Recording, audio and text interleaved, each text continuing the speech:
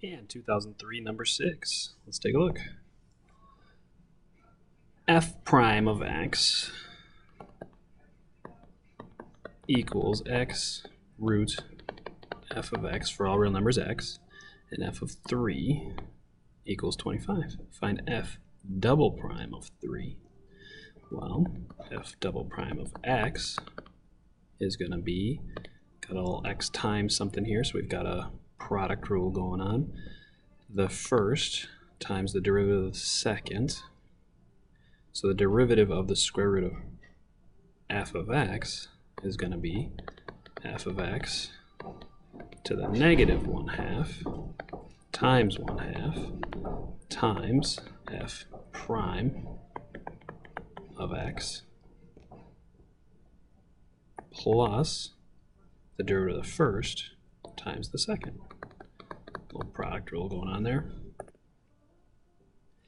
And if we recognize it, we know what f of 3 is.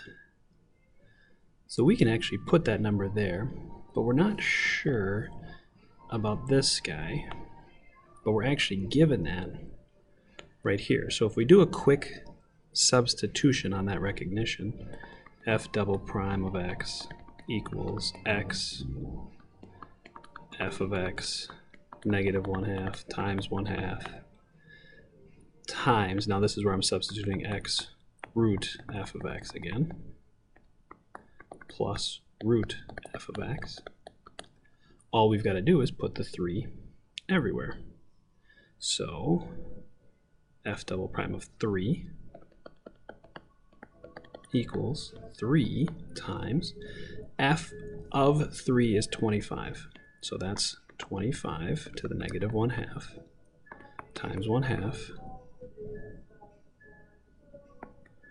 times 3 times the square root of 25, which would be 5, plus the square root of 25, which again would be 5. A little bit of cleaning up. 3 times 5/2 times 15 plus 5 is probably an acceptable answer.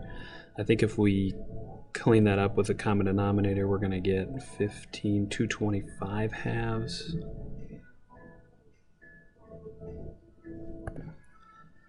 No, I just double checked. This guy here is actually 1 over 5, so you're going to get a 1 over 10. Sorry about that. 1 over 10, which gives me 45 over 10, plus 50 over 10, which is where I get the 95 over 10, or 19 halves from. Sorry about that. And then write an expression for y by solving the differential equation. dy dx equals x root y. So we want to multiply the dx over, divide the square root of y over. So dy over root y equals x dx. I would probably clean this up and call that y to the negative 1/2 times dy equals x times dx. If we integrate both sides, we're going to take care of the dy's and dx's. Add 1 to negative 1/2, y to the 1/2, divided by 1/2, plus c equals x squared over 2 plus c. Can start cleaning some things up. I'm going to call this 2y to the 1/2. I'm going to add c1 over to c2, x squared over 2 plus c3. I'm going to divide by the 2.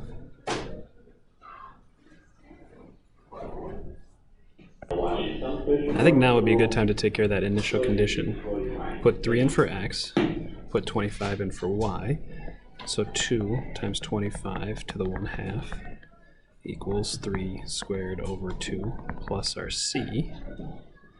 2 times 5 is 10 minus 9 halves should give us 11 halves for C. Now we're going to put that there and kind of finish the problem. 2y to the 1/2 equals x squared over 2 plus my 11 halves. Divide by 2 and then square both sides. So I'm going to put it right up here. Y equals x squared over 4 plus 11 fourths. That was my dividing by 2. And then squaring both sides. Full points. Go calculus.